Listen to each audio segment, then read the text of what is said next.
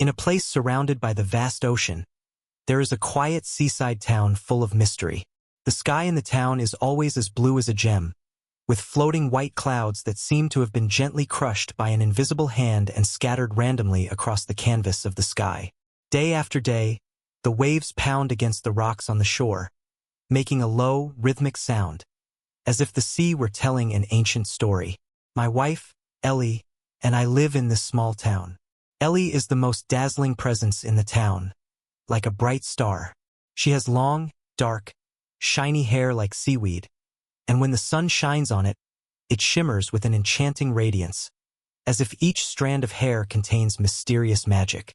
When the breeze blows, the hair sways gently, like seagrass swaying in the current of the deep sea. Her eyes are as deep and enchanting as the deep blue sea. When you gaze into her eyes, it is as if you can see the secrets hidden in the depths of the endless ocean.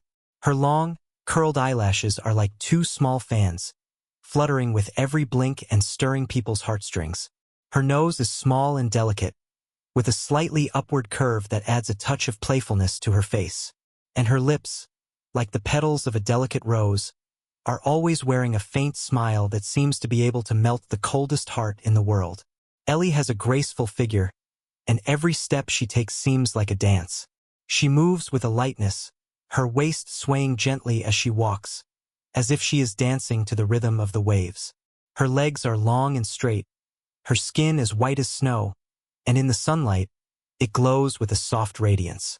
Her hands are delicate and soft, her fingers long and slender, like delicate jade shoots. She was wearing a light blue dress, which fluttered gently in the sea breeze, complementing her temperament, as if she were the daughter of the sea. Our lives were originally peaceful and happy, but the annual ritual of sacrificing the sea monster in the town became a turning point in our lives. This ritual has been passed down in the town for hundreds of years. It is held by the people of the town to pray for the protection of the sea and to avoid the anger of the sea monster.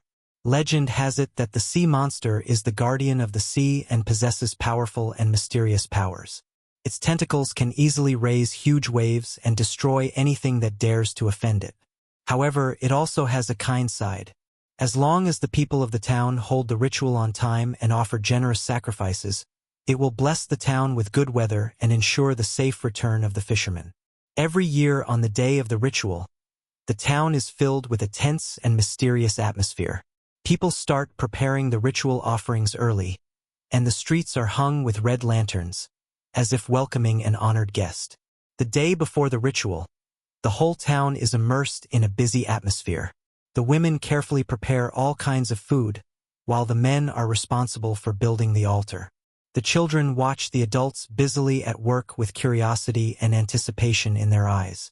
Eli has always been curious about this ritual. She has always listened to the old people telling stories about the mysterious and thrilling tentacle monster in the deep sea, and her heart is filled with longing. When she learned that this year's ritual required the selection of young and beautiful women as participants, she did not hesitate to volunteer to be one of them. When I heard the news, I was filled with worry. I am well aware of the mystery and unpredictability of this ritual, and I fear that Ellie may be in danger. I tried to persuade her to give up this idea and told her about the dangers of the ritual, but Ellie insisted on her decision. Her eyes were full of determination and expectation, and she told me that she wanted to experience this mysterious ritual for herself and feel the power of the deep-sea tentacle monster. I looked at Ellie's determined eyes. Although my heart was full of reluctance and worry, I also knew that I could not stop her. I could only pray silently in my heart, hoping that she would return safely. The day of the sacrifice finally arrived, and Elle dressed herself up carefully. She put on a white sacrificial dress embroidered with exquisite patterns that looked like the waves of the sea. Her hair was tied up, revealing her slender neck, which was adorned with a necklace made of shells and pearls that shimmered enchantingly in the sunlight. She stood in front of the mirror, looking at her reflection, her eyes sparkling with excitement. I stood behind her, looking at her beautiful back, but my heart was full of worry. I walked up to her, gently embraced her, and whispered in her ear, "Ellie, be careful. I will wait here for your safe return." Ellie turned around, smiled at me and said, "Don't worry, I will be fine." We walked out of the house together and headed towards the altar. Along the way, the people in the town looked at us with strange looks, their eyes full of both envy and concern. I held Ellie's hand tightly, feeling the warmth of her hand, as if this could give her more strength. When we arrived at the altar, there were already a lot of people gathered there. The altar was tall and magnificent, with all kinds of offerings on it, including fresh fruit, delicious pastries, and gold and silver jewelry symbolizing wealth. Ailey and the other women participating in the sacrifice went up to the altar together. They stood on the altar, looking like a group of beautiful fairies. The sacrificial ceremony began, and the eerie music sounded, as if it were coming from the depths of the sea, full of mystery and horror. Ailey and the other women began to dance, their dance graceful and mysterious, as if they were communicating with the sea in some mysterious way. I stood in the crowd, staring at Ellie intently, and silently prayed in my heart. Watching her dance on the altar, I felt both pride and worry. I knew that from this moment on, our lives would change dramatically, and I could only pray silently in my heart, hoping that Ellie would return safely and that the ritual would end successfully. However, the gears of fate had already begun to turn, and an unknown danger was quietly approaching us. As the strange music became more and more intense, the entire altar seemed to be enveloped in a mysterious force. The dance moves of Ellie and the other women became more and more graceful. Their movements were in perfect unison, as if they were fish in the sea, swimming nimbly through the water. The crowd around them held their breath, their eyes fixed on the altar, as if they were afraid of missing a single moment. The music seemed to contain whispers from the depths of the sea, sending shivers down the listener's spine. The torches burning around the altar swayed in the sea breeze, their flickering light reflecting off the faces of the crowd, adding to the eerie atmosphere. Eli's expression was focused and absorbed, her eyes shining with a strange light, as if she was completely immersed in this sacrificial dance. Her body kept moving to the rhythm of the music, each movement carefully choreographed, graceful yet full of power. Her white sacrificial dress shimmered softly in the light of the fire, like a white lotus flower blooming in the deep sea. Just as everyone was lost in the mysterious ritual, the previously calm sea suddenly began to ripple. At first, the ripples were very small, like the surface of a lake gently caressed by the breeze. But soon, the ripples spread rapidly, forming huge waves. A slight commotion began to spread through the crowd, as people whispered to each other and looked uneasy. I stood in the crowd, my heart tightening, my eyes fixed on the sea surface, an ominous feeling rising in my heart.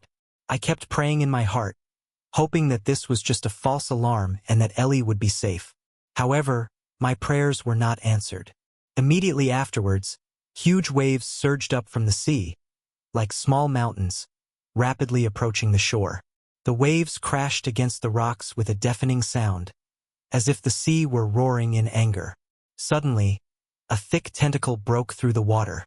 The tentacle was a deep blue-black color, with a rough surface covered in raised bumps, looking both rough and powerful.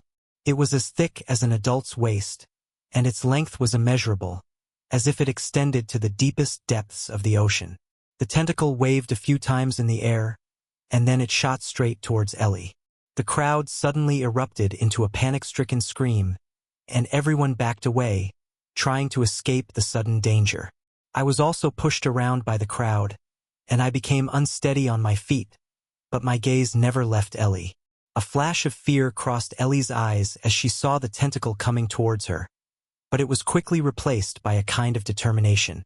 Instead of backing away, she lifted her head slightly, staring directly at the tentacle with an inexplicable look of curiosity in her eyes. I rushed forward recklessly, trying to protect Ellie. However, I was surrounded by a panicked crowd, and their screams and running filled my ears, making it almost impossible for me to move forward. I pushed away the people around me, shouting Ellie's name, but my voice was quickly drowned out in the chaos. Just as I was becoming desperate, several strong young men from the town rushed over, trying to use the weapons in their hands to resist the tentacle. However, the tentacle was so powerful that their attacks seemed like mere tickling to it. With a gentle wave, the tentacle knocked the men flying, and they fell heavily to the ground, groaning in pain. At this time, Ellie had already been tightly wrapped around her body by the tentacle. Her limbs were bound and unable to move, and she wore an expression of pain on her face. But she still did not let out a cry for help, just quietly looking at me with eyes full of complex emotions, including reluctance, apology, and a trace of determination that I could not understand. The tentacle quickly dragged Ellie into the sea, and her figure gradually faded away in the sea breeze. I watched helplessly as she was dragged into the deep sea, my heart filled with despair and pain. I desperately wanted to jump into the sea to save her, but I was held back by several of my people. "You can't go. It's the deep-sea tentacle monster. You'll just be dying in vain," an older member of my people shouted in my ear. I struggled desperately, tears blurring my vision. "Let me go. I have to save Ellie. I can't lose her," I shouted. But the strength of the tribe members was too great, and I was unable to break free from their grip. I could only watch as the tentacle took Ellie and disappeared into the vast sea, leaving only huge ripples on the surface. The ritual was completely interrupted by this accident, and the originally lively altar became a mess. The people were shocked, and they all had looks of fear and sadness on their faces. The elders of the town gathered together, their brows knitted in worry, discussing what this accident meant and whether it was the punishment of the deep-sea tentacle monster for the town. I, on the other hand, had only one thought in my mind. I had to save Ellie no matter what. I knew it would be a difficult adventure, fraught with unknown dangers, but I could no longer care. I vowed secretly that I would find Ellie and bring her home, even if it meant going deep into the ocean and confronting the fearsome tentacle monster. In the days that followed, a sense of oppression filled the town. People no longer laughed and joked as they used to. Everyone was immersed in the shadow of this accident. I spent the whole day watching the sea, hoping to see Ellie's silhouette. Every time the waves crashed, it felt like a heavy blow to my heart, causing me to feel immense pain and anxiety. I started asking around for information about the deep-sea tentacle monster, consulting with experienced old fishermen and asking the elders who knew the legends. I learned that the deep-sea tentacle monster lives at the deepest part of the sea, a dark and mysterious realm with all kinds of dangerous creatures and complex terrain. Some people advised me to give up, saying that Ellie had already become a sacrifice to the deep-sea tentacle monster and would never return.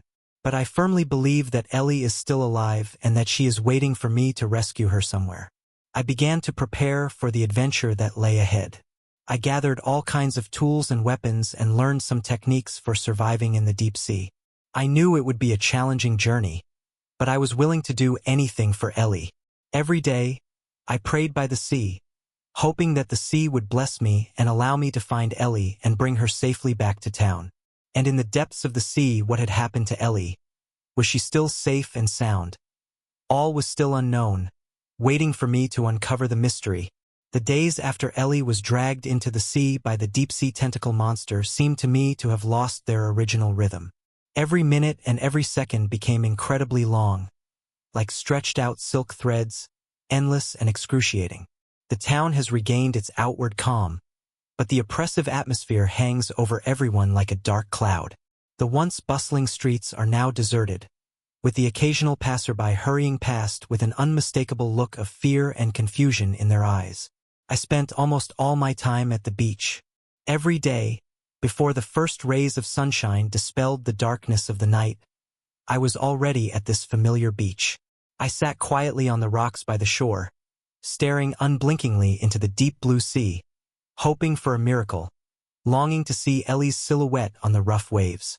The waves continued to pound the shore tirelessly, and the monotonous sound now sounded to me like a merciless taunt. With each surge and fall of the waves, it was as if my heart was being pounded heavily, intensifying the pain and anxiety in my heart. Countless nights, I was always half asleep, as if I could hear Ellie calling my name. The voice was soft and ethereal, as if it were coming from the depths of the distant ocean. I woke up abruptly from my sleep, looking around with anticipation, but all I could see was an empty room and the cold moonlight streaming in through the window. In those dreams, Ellie's face was always so clear. Her eyes were full of fear and helplessness, and she stretched out her hands, desperately shouting at me to save her. Every time I woke up from such a nightmare, my face was full of tears, and my heart was full of self-blame and remorse. I hated myself for being so powerless at that time, unable to protect her in that critical moment. In order to find clues about Ellie, I asked almost everyone in the town. The experienced old fisherman, who had lived on the sea for many years, had a deep understanding of the mystery and danger of the sea. They told me that the deep-sea tentacle monster lived in the darkest depths of the sea, where the water pressure was huge, the cold piercing, and there were sharp reefs and hidden deadly dangers everywhere. In addition, that mysterious sea is home to all kinds of strange and fierce sea creatures, each with terrifyingly powerful attack capabilities. I also consulted the elders who knew the ancient legends, hoping to get some useful information about the deep-sea tentacle monster from them. They told me many stories about the deep-sea tentacle monster. Some said it was the guardian of the sea, with the power to control the wind and rain. Others said it was a symbol of evil, devouring all living things that came near its territory. Some of these stories were absurd, while others were creepy, but whether true or not, they all made me feel even more confused and fearful about the path to finding Ellie. However, no matter how many scary stories I heard, and no matter how much others advised me to give up, my belief in my heart never wavered. I firmly believed that Ellie was still alive, and that she must be waiting for me to rescue her in the depths of that deep sea. Her determined eyes kept emerging in my mind, as if inspiring me not to give up easily. I began to make full preparations for the adventure that lay ahead. I went to every corner of the town and collected all kinds of tools and weapons that could be used in the deep sea. I found a sharp dagger with a blade that gleamed with a cold light, hoping that it would help me ward off danger in a critical moment. I also prepared a sturdy oxygen cylinder, which would be an important guarantee of my survival in the deep sea. In addition, I made a detailed navigation chart, marked with every possible sea area I knew. To survive in the deep sea, I also learned survival skills from people who have had deep-sea exploration experience. I learned how to navigate in the dark deep sea, how to deal with various unexpected dangerous situations, and how to maintain life with limited resources. The learning of each skill was full of hardships and challenges, but I never thought of giving up. During this period of waiting, the people in the small town had different attitudes towards me. Some showed sympathy and support, and they would give me some help within their abilities as I prepared for the adventure, such as providing some useful items or sharing some information they knew. But some people sneered at me, thinking that I was making a futile struggle. Ellie would never come back, and my actions were just a waste of time and energy. In the face of these different voices, I chose to turn a deaf ear. I know that only I know how deeply I love Ellie and how determined I am to find her. No matter how difficult the road ahead may be, and no matter the cost, I am willing to try and take risks. As the days passed, the time I spent waiting by the sea grew longer and longer. My body became increasingly tired, and my spirit became a little dazed, but I never left this beach. I believe that as long as I keep waiting, and as long as I bravely set off on the journey to find Ellie, I will definitely be able to find her and bring her home safely. And what has Ellie been through in the depths of the sea? Is she still stubbornly resisting the pressure and dangers of the deep? Is she also hoping that I will appear by her side soon? These questions, like countless little worms, gnaw at my heart, leaving me no peace. I know that this long wait is only the beginning of my journey to find Ellie.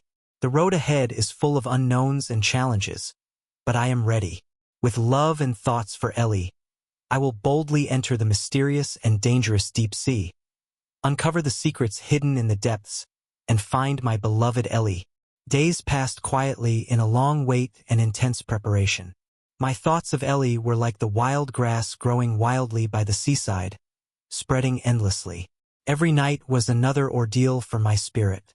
The endless darkness seemed to hide countless unknown secrets, while the figure of Ellie was like a faint light flickering uncertainly in the darkness, both making me anxious and giving me hope to persevere. It was an exceptionally hot and humid night, The air seemed to have been frozen, not a breath of wind. As usual, I lay on the small bed, trying to fall asleep, but my mind was filled with the image of Ellie. Her voice, her smile, her every expression, flashing before my eyes. I don't know how long it took, but in the end I fell asleep, exhausted and full of thoughts. In my dream, I found myself in a sea that was both familiar and strange. The water was a deep blue-purple color, tinged with a chill. In the distance, I could vaguely see some huge, strange-shaped reefs, as if they were mysterious totems carved by the passage of time. I was swimming with difficulty in the sea, surrounded by silence, except for the sound of my strokes, which seemed to be especially clear in this silent deep sea. Suddenly, I heard a soft call, as if it came from the bottom of my heart. I immediately recognized it as Ellie's voice. "Honey, I'm here."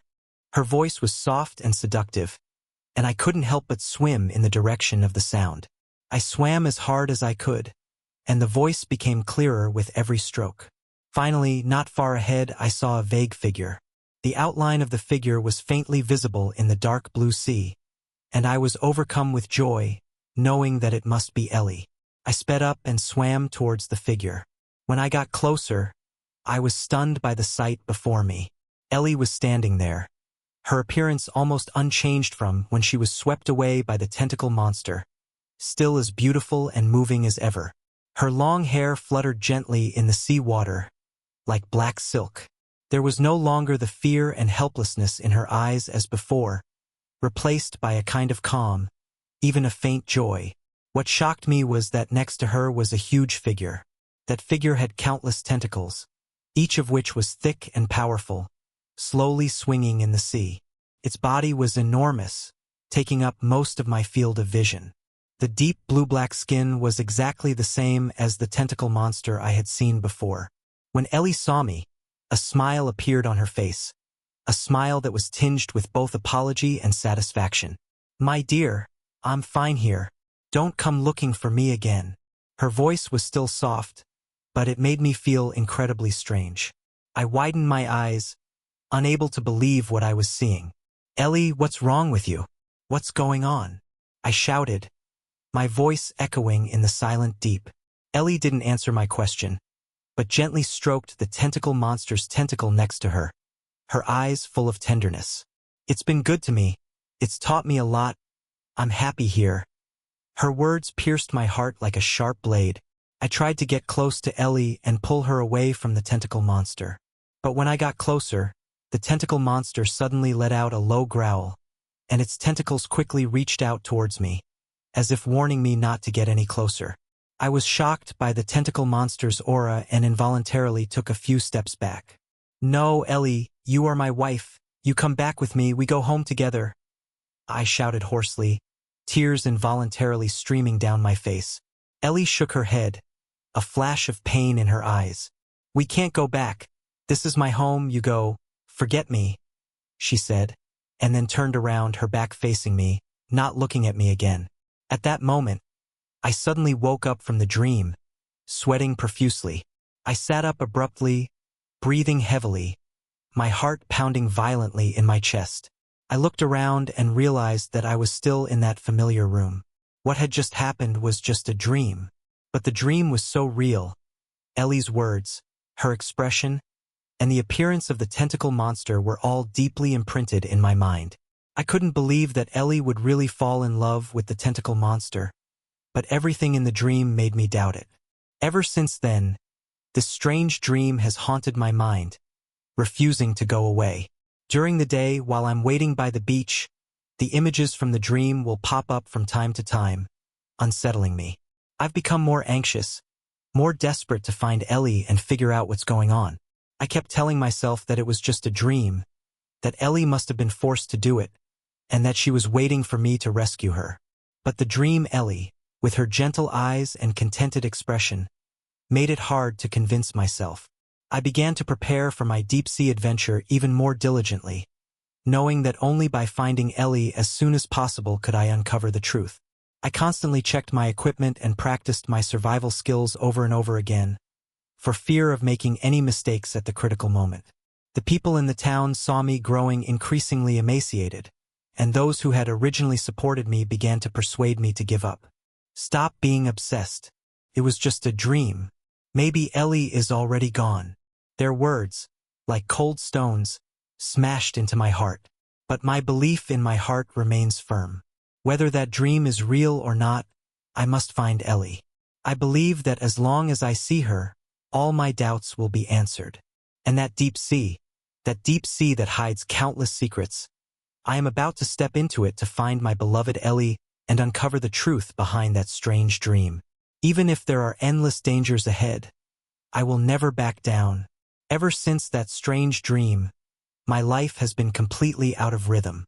During the day, I mechanically repeat the motions of checking equipment and practicing skills, but my eyes often look blankly out to sea, my thoughts drifting to the unknown deep sea.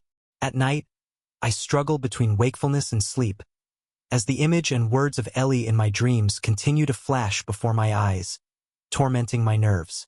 The strange looks and discouraging words of the people in the small town were like cold winds, blowing at me all the time, but the belief in my heart to find Ellie was like an indestructible lighthouse standing on the seashore, unshakable.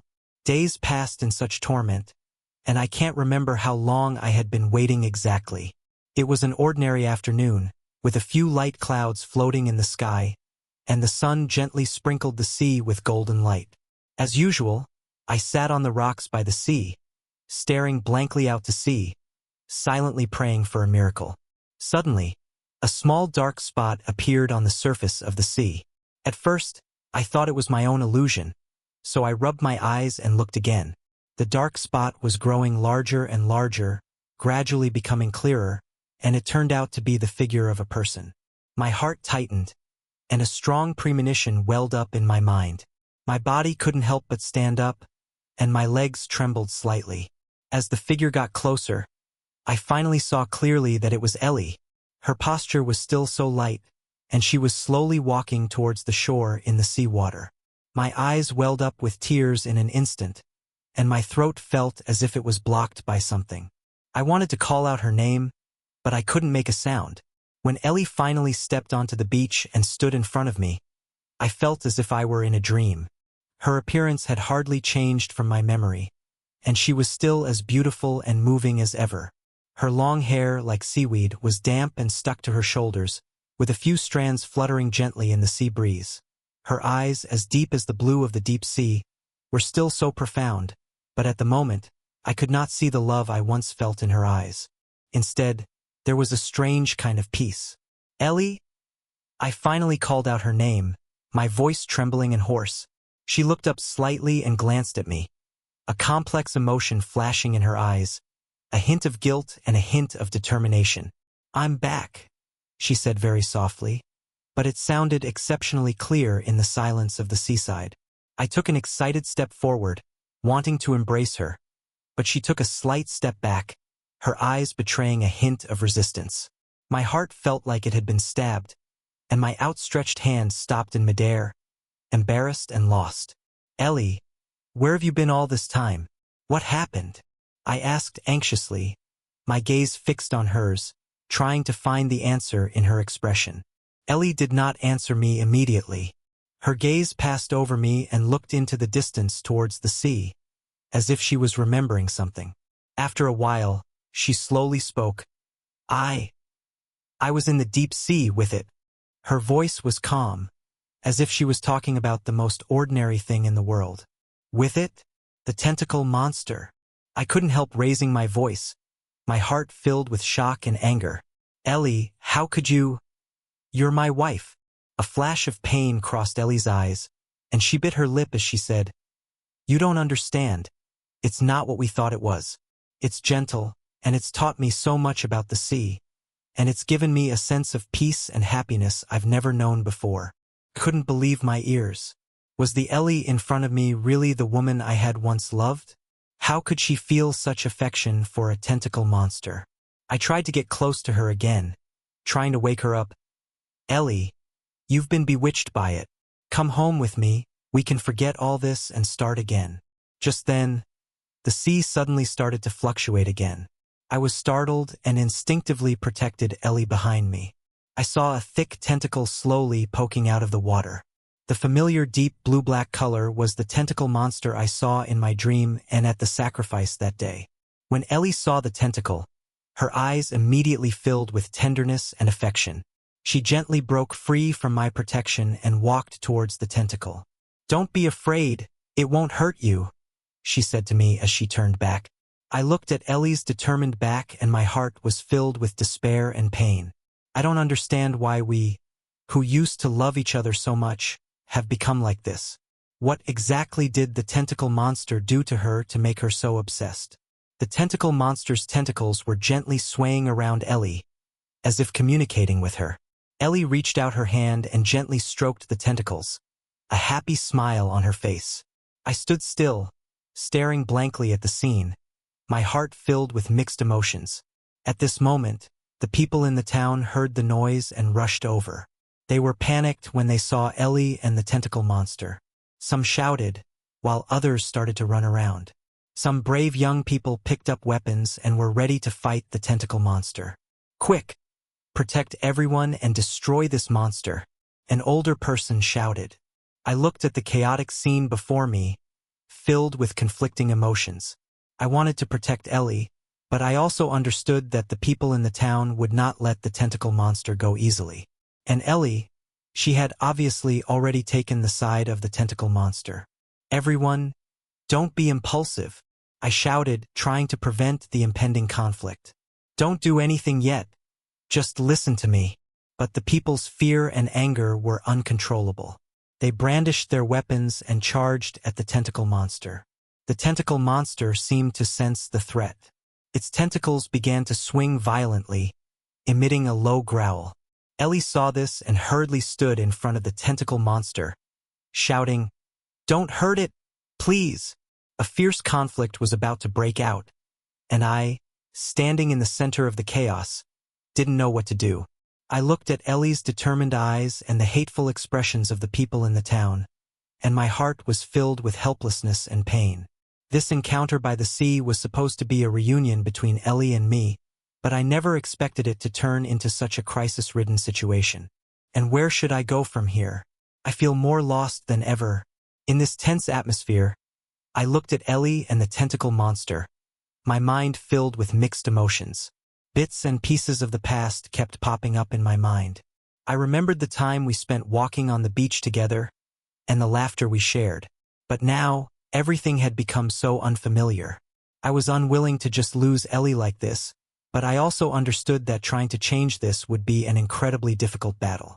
At that moment, the roar of the tentacle monster and the shouts of the people in the town intertwined, echoing for a long time on the beach, as if heralding the approach of an even bigger storm.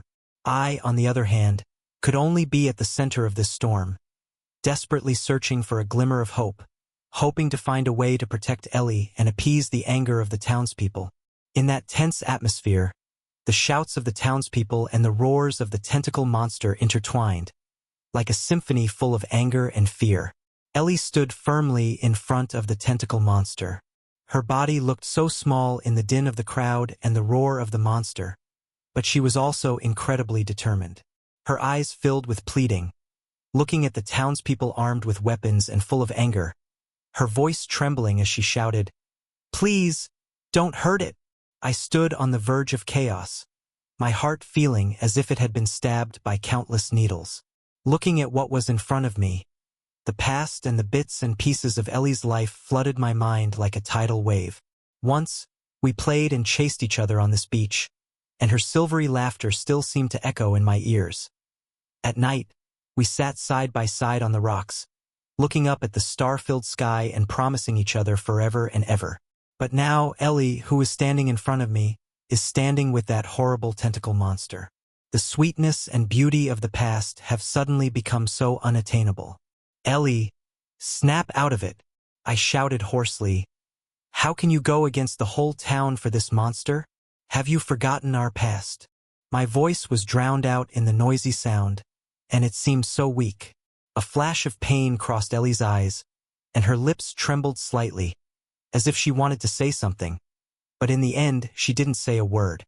Just then, A young townsperson waved his spear in the air and charged recklessly towards the tentacle monster. Sensing danger, the tentacle monster swung its huge tentacles, knocking the townsperson flying, who fell heavily to the ground, screaming in pain. This scene made the already angry townspeople even more crazed.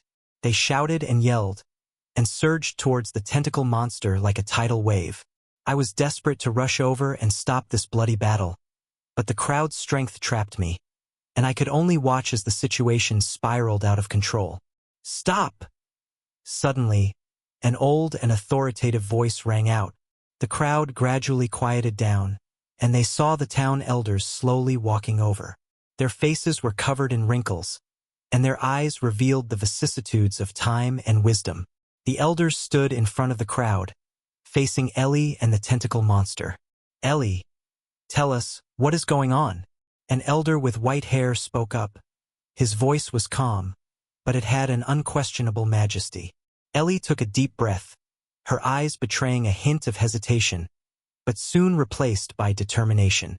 She looked at the tentacle monster beside her, and then at the angry townspeople around her and slowly said, "When I was dragged into the deep sea by it, I thought I was going to die.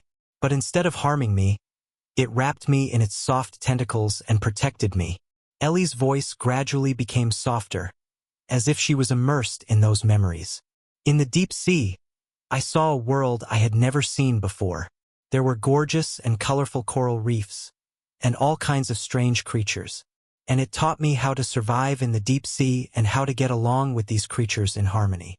Although it looks terrifying, it is incredibly gentle at heart, can sense my fear and loneliness, and comforts me in its own unique way. It also uses its tentacles to catch delicious food for me, and takes me on a journey through the deep sea, allowing me to feel a freedom and happiness like I've never experienced before." A happy smile appeared on Ellie's face, and her eyes were filled with nostalgia for the tentacle monster. As the townspeople listened to Ellie's story, the anger on their faces gradually gave way to confusion. Some of them began to whisper to each other, "How is this possible? How could a monster have such a gentle side?" Yes, we always thought the deep-sea tentacle monster was a symbol of evil that would bring us disaster. I stood there, shocked and confused. I never imagined that Ellie would have such an experience in the deep sea and develop such a deep affection for a tentacle monster. But Ellie, it's still a monster, and its presence will bring danger to our town. I couldn't help but say. Ellie shook her head and looked at me with firm eyes. "No, it won't hurt us. These days I've spent time with it and learned that it has actually been guarding this sea. The reason it appeared during the ritual was because it felt our fear and unease. It wanted to communicate with us, but didn't know how to express itself. Then why were there so many terrifying legends about it in the past?" a townsperson asked loudly. Ellie sighed and said, "That's because we misunderstood it.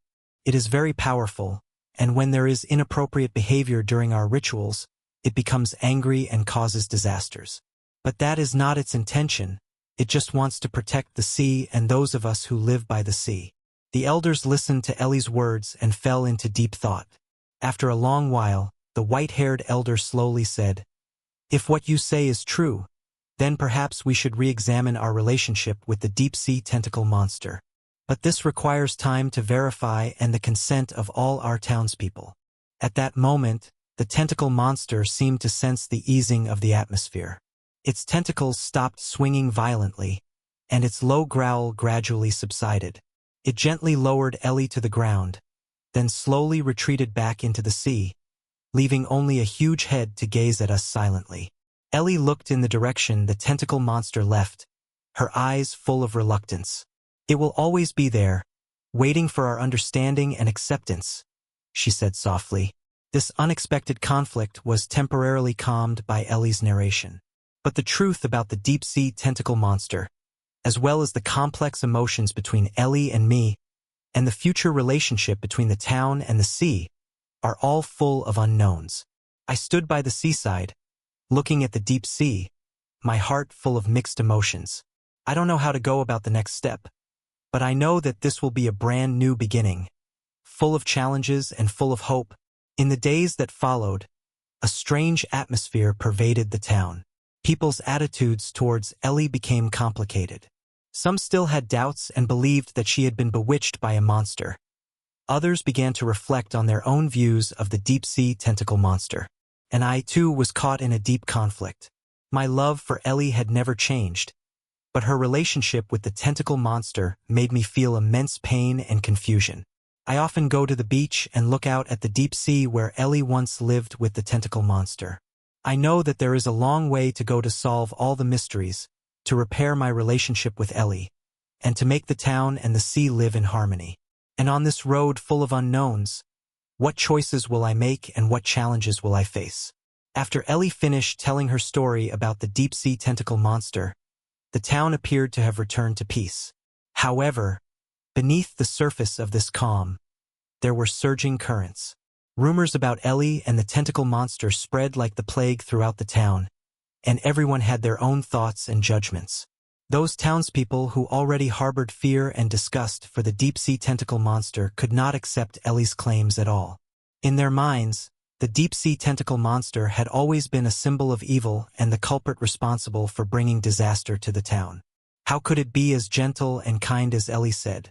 They firmly believed that Ellie must have been bewitched by the tentacle monster's mind to say such things. This is nonsense. How could a monster protect her and teach her things? This is clearly a plot by that monster. A burly fisherman yelled in the town's pub, his face full of anger and disdain. The people around him nodded in agreement, accusing Ellie one after the other as if she had committed an unforgivable crime. Yes, and she even spoke up for that monster. Maybe she has already betrayed our town and is colluding with that monster. Another person chimed in, his tone full of resentment. As these negative comments spread, the hostility towards Ellie in the town grew. People began to point at her behind her back, and when she walked down the streets of the town, her familiar neighbors avoided her, their eyes full of disgust and vigilance. Ellie's life became difficult, and she felt the rejection and pressure from the entire town. As I watched Ellie grow increasingly emaciated, I felt a sense of helplessness and pain. I tried to comfort her, telling her not to care about what other people thought, but I knew that in such an environment, it was hard for her not to be affected. They don't understand me, I know, but I can't just stand by and let them continue to have such a misunderstanding. Ellie's eyes shone with determination, and even in the face of such great pressure, she still did not give up on the idea of clearing the tentacle monster's name. However, things did not develop in a conciliatory direction. A few days later, an unexpected event in the town completely ignited the anger of the townspeople. A fishing boat returning from sea fishing encountered a sudden storm on its way back to port, and the hull of the boat was severely damaged. Although the fishermen escaped by chance, they suffered heavy losses. The townspeople, who had long been dissatisfied with the tentacle monster, immediately blamed the monster for the incident. This is the monster's revenge. It must have brought this disaster because we didn't do what it wanted, an elderly townsperson shouted, his voice full of fear and anger. Yes, we can't just sit around and do nothing anymore. We must hold another sacrifice to destroy the monster and restore peace to the town. Another person chimed in. Soon, the proposal was supported by most people. The townspeople began to gather together, discussing how to hold the ritual again and how to destroy the tentacle monster. They all had a determined look on their faces, as if it were a battle that must be won. I was beside myself with worry when I heard the news. I knew that if the ritual was really held, Ellie and the tentacle monster would both be in great danger. I immediately found Ellie and told her the news. We can't let them do this. It's a pointless fight that will only hurt more people. Ellie's eyes were filled with worry, and she held my hand tightly as if seeking a little comfort. I'll find a way to stop them. Don't worry, I reassured Ellie. But I knew in my heart that it would be difficult to stop these angry townspeople. I tried to find the elders of the town, hoping that they could step in to stop this madness. Elders, we cannot lightly decide to hold this sacrifice. What Ellie said may be true. We cannot blindly assume that it is the tentacle monster's revenge because of an accident, I said sincerely. However, the elders were also caught in a dilemma. On the one hand, They saw the anger and fear of the townspeople, and were worried that if they did not take action, it would cause even greater chaos. On the other hand, they also had doubts about Ellie's words. After all, the terrifying legends of the deep-sea tentacle monsters had been circulating in the town for hundreds of years. We understand your feelings, but we cannot ignore the emotions of the townspeople. We will think about it again, but at the moment it seems difficult to stop the sacrifice, an elder said helplessly. I left the elder's residence in disappointment, my heart full of anxiety. When I returned home, Ellie saw my dejected expression and gently hugged me. No matter what happens, I will not let them hurt it. Her voice was soft, but full of determination. The day of the ritual was drawing near, and the tension in the town was growing. The townspeople began to busily prepare the items needed for the ritual. They made huge weapons and prepared to fight a life-and-death battle with the tentacle monster during the ritual. Ellie, too, was preparing to protect the tentacle monster. Every day, she would go to the beach to communicate with the tentacle monster, telling it about the impending danger and preparing it. Finally, the day of the sacrifice arrived. The townspeople gathered at the beach, their faces resolute, weapons in hand, as if they were about to go off to a sacred battle. Ellie stood at the front of the crowd, her body trembling slightly, but her eyes were unwavering. I won't let you hurt it, Ellie shouted, her voice echoing in the sea breeze. Get out of the way, Ellie. You've been bewitched by that monster. Don't be stubborn, a townsperson shouted, brandishing his weapon in an attempt to push Ellie away. I rushed forward and stood in front of Ellie. Everyone calm down.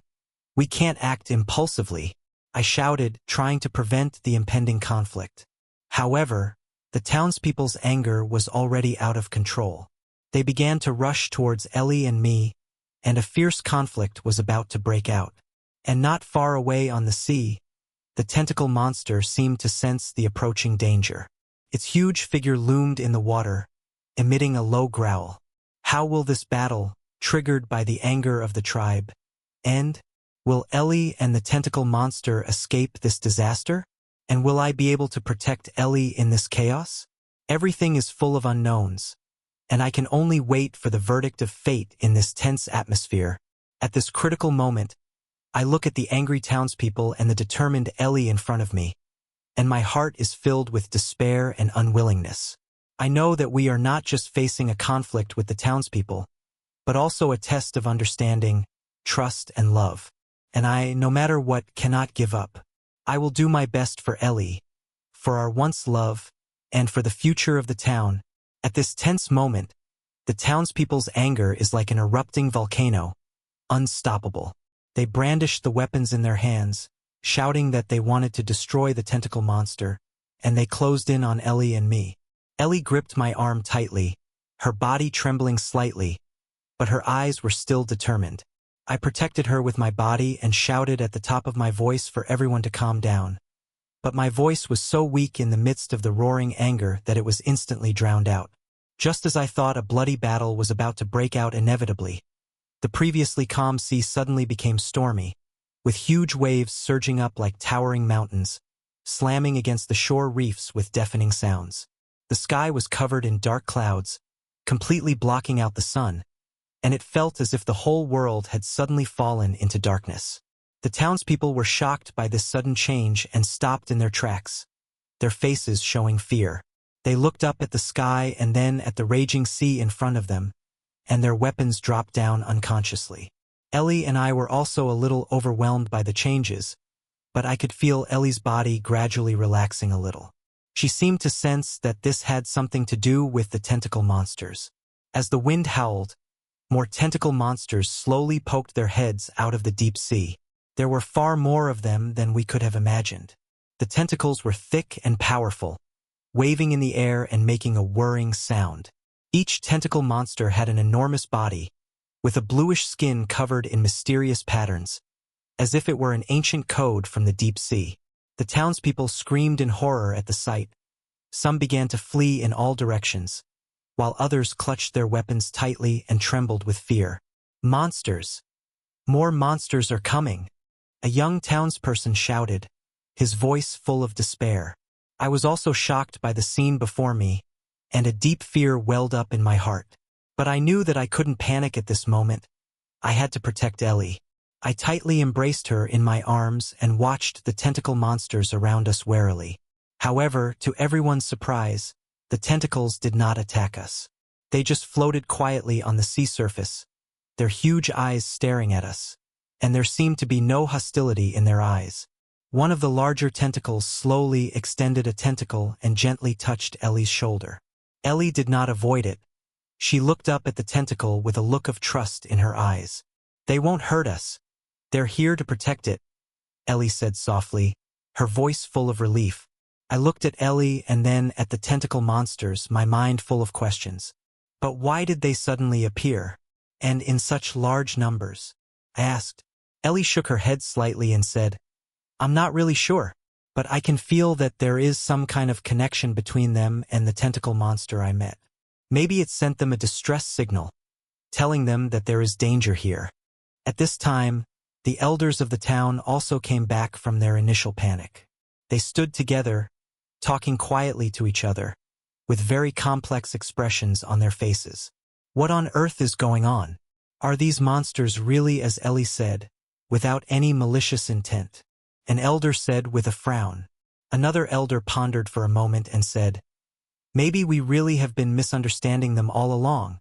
Judging from their behavior, they don't seem to want to be our enemies."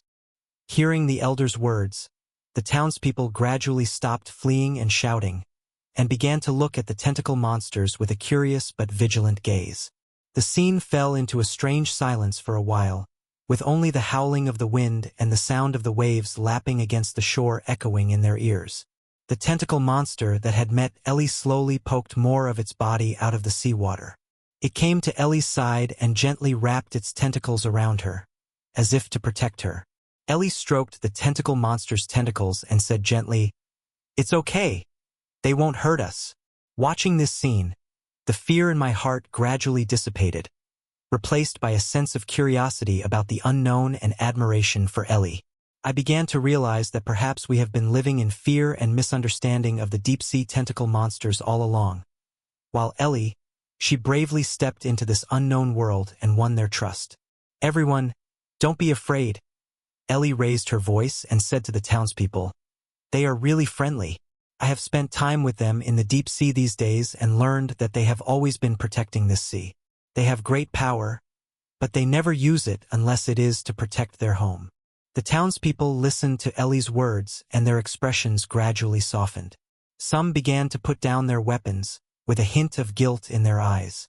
"Maybe we really have wronged them," a townsperson who had once been hostile towards the tentacles whispered. Just then, one of the tentacles made a strange sound, as if it was communicating with us. Ellie listened carefully and then translated. "It says that they don't want to be our enemies. They just hope that we can respect their existence and not disturb the peace of the sea." The elders looked at each other and nodded after hearing Ellie's translation. "It seems that we really need to re-examine our relationship with these deep-sea creatures," said one of the elders. This conflict, which could have led to great disaster, took a dramatic turn due to the unexpected appearance of these tentacle monsters. The future of the town, and our relationship with the deep-sea tentacle monsters, have been opened up to new possibilities thanks to this unexpected moment. And I, in the midst of all these changes, have begun to rethink our relationship with nature and the unknown. After this, the townspeople gradually returned to normal and began to cautiously get along with the tentacles. Ellie became the bridge between us and the tentacles. She would go to the beach every day to communicate with the tentacles, understand their thoughts, and convey our goodwill to them. Although this unexpected turn of events was full of thrills, it also allowed us to see a whole new world, a world full of unknowns and possibilities, and in this world, we will also rediscover our place. After the unexpected turn of events, the relationship between the town and the deep-sea tentacles entered a delicate stage. The townspeople no longer feel the same fear and hostility towards the tentacles as they once did. However, years of ingrained perceptions cannot be completely changed overnight, and they still get along with each other carefully. A sense of tension hangs in the air. Ellie has become the key link between the town and the tentacles. Every day, She goes to the beach on time to communicate with these large and mysterious creatures. The tentacles also seem to have a special trust in her. Whenever she approaches, they slowly extend their tentacles and gently touch her, as if to show their friendship. Ellie always listens patiently to their voices, and then conveys the thoughts of the tentacles to the residents of the town. They say that the water currents in the sea have been acting strangely lately, and that a storm may be coming. We should prepare ourselves, Ellie told the elders. After hearing this, the elders nodded and began organizing the townspeople to reinforce their houses and put away their boats. This time, everyone believed Ellie's words, because the tentacle monster's predictions were confirmed in the days that followed. A sudden storm caused some damage to the town, but because precautions had been taken in advance, it did not cause too much disaster. As time passed, the townspeople's attitude towards the tentacles gradually changed from vigilance to acceptance, and some young people even began to feel curious about these mysterious creatures. They would observe the tentacles from afar, discussing the mysterious patterns and their powerful strength. However, this gradual easing of tensions did not last long, and a new crisis was quietly approaching. Hearing about the deep-sea tentacles and the strange creatures in the neighboring town, the residents of the neighboring towns, with fear and hostility, organized a team to come and fight these monsters in their eyes. They believed that the deep-sea tentacles were a symbol of danger and must be destroyed, otherwise the surrounding towns would not be able to live in peace. When this team arrived in the town in a mighty procession, the whole town fell into panic. The townspeople gathered together, not knowing what to do. "We can't let them hurt the tentacles," Ellie said firmly. "They have lived peacefully with us for so long and have helped us." However, some townspeople began to waver. "But these people are our neighbors, we can't be enemies with them. And what if the tentacles really cause us more trouble?" said a middle-aged man worriedly. The town elders were once again in a dilemma. They held an emergency meeting to discuss a response. "We can't easily give up the peaceful coexistence with the tentacle monster, which we have worked hard to achieve," said one elder. "But we also can't ignore the threat from neighboring towns. We can't let the tentacle monster cause conflict with the people around us," retorted another elder. I looked at Ellie's anxious expression, and my heart was filled with conflict. I loved Ellie dearly, and I knew her feelings for the tentacles, but I was also worried about the safety of the town and the deterioration of relations with the neighboring town. "Ellie, what should we do?" I asked helplessly. Ellie was silent for a long time, with tears glistening in her eyes. "I can't stand to see them get hurt. They're my friends. But I don't want to see the town in trouble because of me either." Her voice was full of pain. While everyone was arguing, the neighboring town's procession was approaching the beach. They were brandishing weapons and shouting loudly to destroy the tentacles. The tentacles also seemed to sense the danger approaching, as they swam restlessly on the surface of the sea, emitting low growls. "Everyone, don't be rash," I shouted, trying to calm the situation down. "We can talk to them and tell them that the tentacles no longer pose a threat to us." Ellie nodded and walked with me towards the group from the neighboring town. "Please listen to me. These tentacle monsters have been living peacefully with us and they won't hurt you," Ellie explained to them. However, the people from the neighboring town didn't believe her. "You're being deceived by the monsters. These monsters are inherently evil and must be destroyed," shouted a leading figure. The situation was becoming increasingly tense, and a fight seemed imminent. I looked at Ellie and then at the angry residents of the neighboring town, and a decision came to mind. "Ellie, I will protect the tentacle monsters with you, but we must also try to avoid bloodshed," I said. Ellie gave me a grateful look. We began to explain to the people of the neighboring town, telling them about the tentacles and how they got along with us, as well as the help they had provided to the town. Gradually, some people began to waver, and their eyes no longer held hostility. "How can we believe what you say?" a young man asked with some skepticism. At that moment, a tentacle slowly swam over, gently lifting Ellie up and then gently setting her down again, as if to show everyone its friendliness. The people from the neighboring town were stunned by this scene. "You see, they really mean no harm," said Ellie. "In the end, Thanks to our efforts, the people from the neighboring town agreed to temporarily lay down their weapons and observe for a period of time. However, they also set some conditions, requiring us to ensure that the tentacles would not pose a threat to the surrounding area. The crisis was temporarily defused, but I knew that the road ahead would still be full of challenges. Ellie was faced with a difficult choice: whether to stay in the town and maintain contact with the tentacle monster, or to distance herself from the tentacle monster for the sake of the town's peace. And I would also stand by her side as she faced this difficult decision. No matter what the outcome, I hoped that we could find a solution acceptable to everyone, so that the town and the tentacle monster could have a peaceful future. In the days that followed, Ellie often stood alone on the beach, gazing out at the deep sea and lost in thought. I know that her heart is full of conflict and pain, and I, too, am constantly thinking about how to properly resolve this complex situation and return our lives to peace. After the crisis in the neighboring town was temporarily resolved, the town fell into a delicate calm. However, beneath the surface of this calm, there is actually a surging undercurrent. Ellie still comes to the beach every day, but her footsteps are no longer as light as they used to be, and there is more confusion and conflict in her eyes. The tentacle monsters seem to have sensed Ellie's change in mood. They no longer approach the shore as frequently as they used to, but just quietly wander in the deep sea, occasionally revealing their huge figures. There seems to be a trace of worry in their eyes. The townspeople's attitude towards Ellie has also become a little complicated. Some are grateful for the help the tentacles have given the town in the past and show understanding and support for Ellie's actions. Others, however, are still concerned, worried that the tentacles may pose unpredictable dangers, and they disapprove of Ellie's close relationship with them.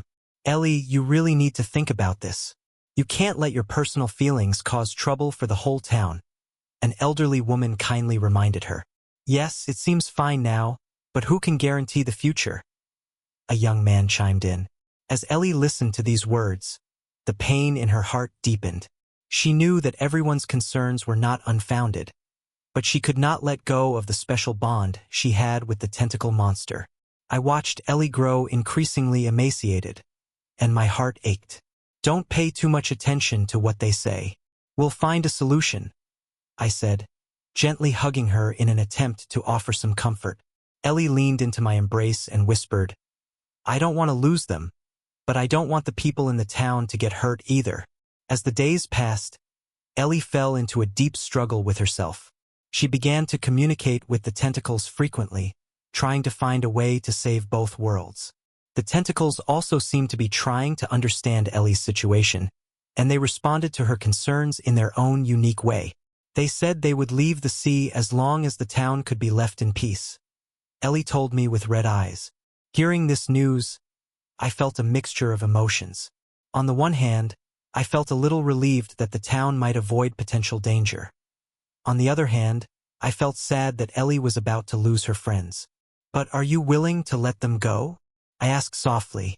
Ellie was silent for a long time, with tears welling up in her eyes. I don't want to, but I don't have any other choice. After Ellie had made her decision, she began to convey the tentacles' wishes to the townspeople. Some of them looked relieved to hear this, while others were a little surprised by the tentacles' goodwill. I didn't think these monsters were so reasonable, said a fisherman who had previously been hostile towards the tentacles. Yes, maybe we really have been misunderstanding them, the person next to him agreed. However, Ellie's heart was full of reluctance. She decided to say goodbye to the tentacle monsters properly before they left. On the day of their farewell, many people gathered at the beach. Ellie stood on the beach, looking at the familiar sea, her eyes full of nostalgia. The tentacle monsters slowly emerged from the deep sea. Their movements seemed a bit sluggish, as if they were also reluctant to leave the sea in which they had once lived. Ellie walked up to them and gently stroked the tentacles of the tentacle monsters, tears streaming down her face. Thank you. Thank you for everything you have done for the town, she said chokingly. The tentacle monsters gently wrapped their tentacles around Ellie, as if to comfort her. They made a low sound, as if to express their reluctance to part. You must be well, Ellie said, fighting back tears. At that moment, a young tentacle slowly swam up to Ellie. It handed her a pearl that was shining with a strange light. Ellie took the pearl and held it tightly in her hand, as if she were holding onto the precious memories she had with the tentacles. The tentacles slowly swam away into the deep sea, their figures gradually disappearing into the vast ocean. Ellie stood on the beach, staring longingly in the direction they had left, until she could no longer see them. After the tentacles left, the town returned to its former tranquility. People's lives gradually returned to normal, and the fishermen who went out to sea to fish no longer worried about danger. However, Ellie could never forget the moments she spent with the tentacles. She often took out the pearl the tentacle gave her, looked at it quietly, and reminisced about those good times. And I, too, have always been by her side, comforting her and encouraging her to start a new life. As time passed, Ellie's mood gradually improved.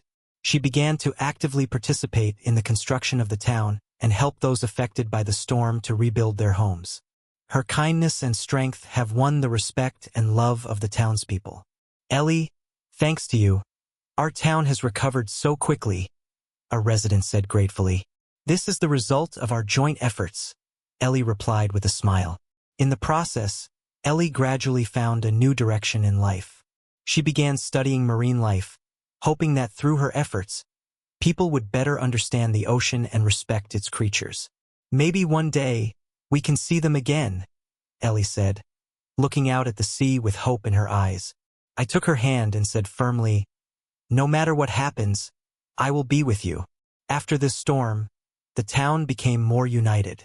People's awe of the ocean also deepened. And Ellie, in this land she loves, has started a new life. Although her past experiences were full of pain and struggle, she believes that the days ahead will definitely be better.